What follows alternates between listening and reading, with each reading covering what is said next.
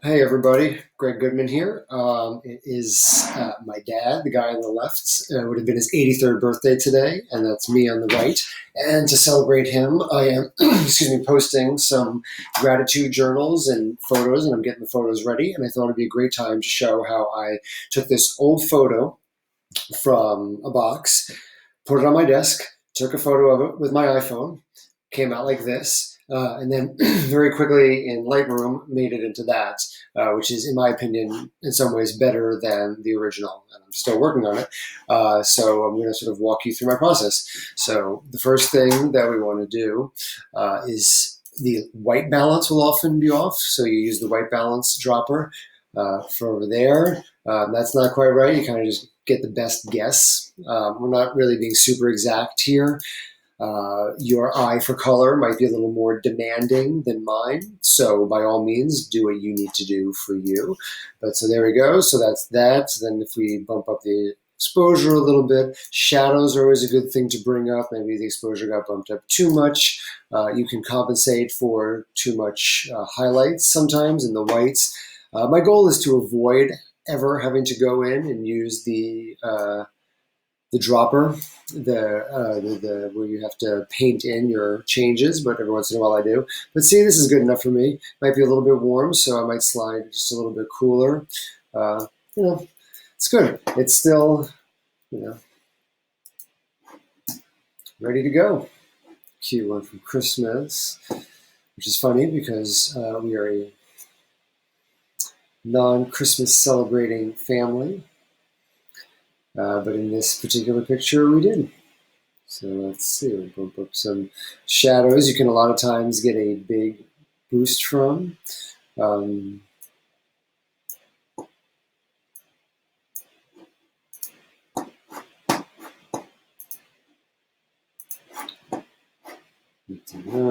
Crop it to 2:3, which is the original ratio.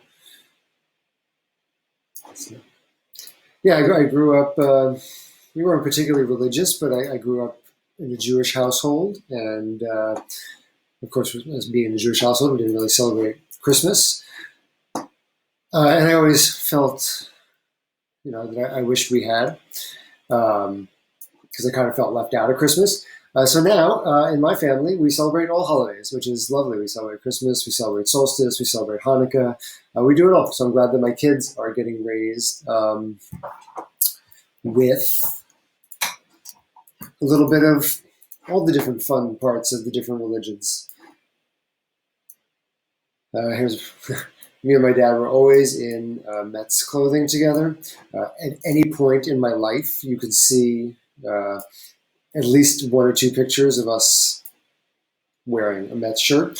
So here, texture is a cool new thing that they have. This texture slider, you can make it sort of like dreamy, or you can make like really like intense details. So that might be pretty cool. I just like to have fun, depending on the image. And that's sweet.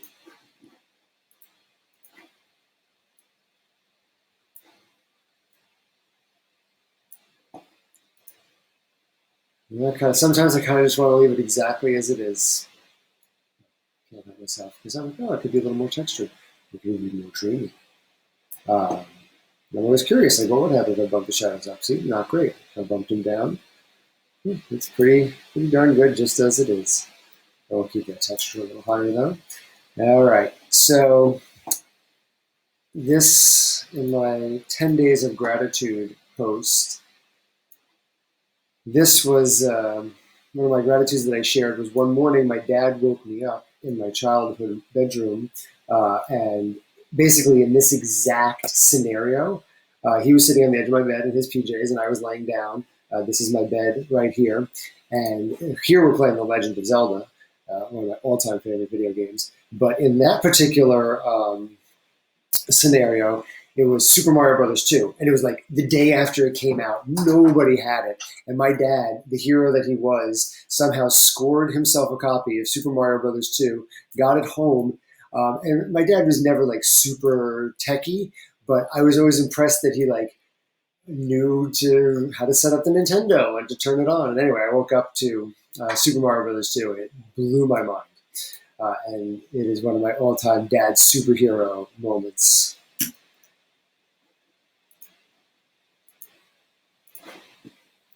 So this one I could actually rotate a little bit before I do anything with it. I want to rotate and make sure that he is as much as possible. Done. Here's one. See, like there's no definition between my black sweatpants and the floor. So you can bump it up and see. Not really. So here's where if I really wanted to take the time, which usually I would not, but for the sake of this, I'll show what you could do is get the brush tool open and then just crank the shadows up there. And just, obviously that's really intense, so we're not going to go with that, but like see, like what would it look like? Like, is it worth adding a little extra? Once you've got that, if you make a little more exposure, I'll click done on that, and then that was not a lot of work, but work to get you that. It doesn't matter.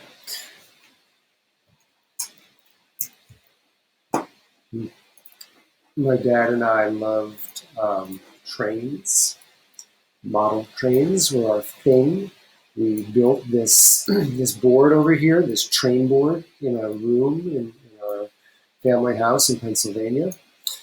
Yes, I was incredibly blessed that we grew up in New York City, and that when I was 10, my parents bought a house in Hemlock Farms, Pennsylvania, where I spent my summers.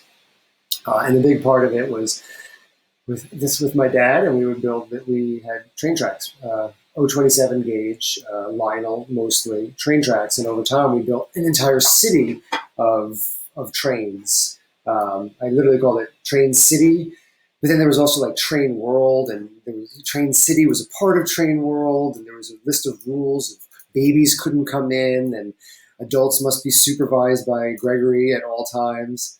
What are we doing here? See, this is a good one. I actually had no idea what we were doing in the original because it was so dark, but now when I pump it up a little bit, it looks like we're doing science. So that's cool, and now we can see that.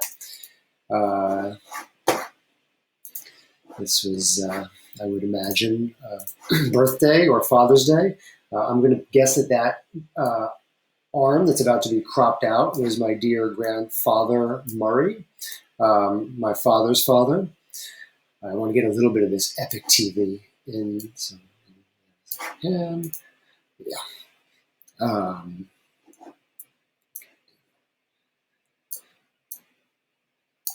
This one I really like. It's a really sweet picture. Doesn't need much. And then there's like all sorts of filters. So this one I want to make sure that I get the fact that this is an old-timey photograph. So I will actually crop it with that in it, just for fun, because I can. So here I can use a white balance. I can grab a white balance from over there. And because it's black and white, I might as well just make it a... sometimes between the camera and the different filters and this, that, and the other, black and white somehow becomes colored. So it's always okay to clock it back to black and white there, increase the contrast, some highlights down. There's my dad in October of 1963, so he would have been 39, 37, 47, 57, 26. We're about to turn 26. He's hanging out, possibly when he was in the Army. My favorite Army story from my dad was he was in boot camp. He was never an Army person, but he was in boot camp, basic training, and I feel like he might have been dismissed for being flat-footed. But anyway, so at one point he was in boot camp, and it was like early morning, and the drill sergeant lines everybody up, and you're like, ah! So everybody like jumps out of bed because the drill sergeant goes, ah! And everybody does something different. And the drill sergeant's like, all right, everybody, line back up. Why did you all do those things you did? What did you yell? It's like, I yelled fried fish just to test you guys. It's like, that was the kind of silly things that I guess happened in the Army boot camp where the the drill instructor just messes with people. But I always enjoyed that story. I found it to be very entertaining. Just the thought of like some hardened drill sergeant going fish, and my dad and all the other cadets just like running in circles, like do, do, do, do, do, do, do, do, trying to trying to figure out what the hell the drill sergeant just said. So this one here is actually one of my most beautiful photos with my father. He was very sick. This was probably 5 years into his battle with Alzheimer's. And I was either coming home from college to visit, or I was at most 21, 22, because this car I no longer had. That's a story for another day. And I would come home to visit, and my parents would walk me to the garage, to this parking garage on Roosevelt Island, where I grew up, where my parents still lived. And she would always take pictures of me hugging my dad, and he was sick, and I was like trying to fight back feelings and emotions and not admit how sad I was that I was saying goodbye to my sick father. And there was my mom taking photos. And I got really pissed off at her for taking those photos. But now I totally cherish them. Like here's another one of him saying goodbye outside of my house in Washington, D.C. Absolutely beautiful now, and some of my most cherished images. And, you know, took me a while to get there.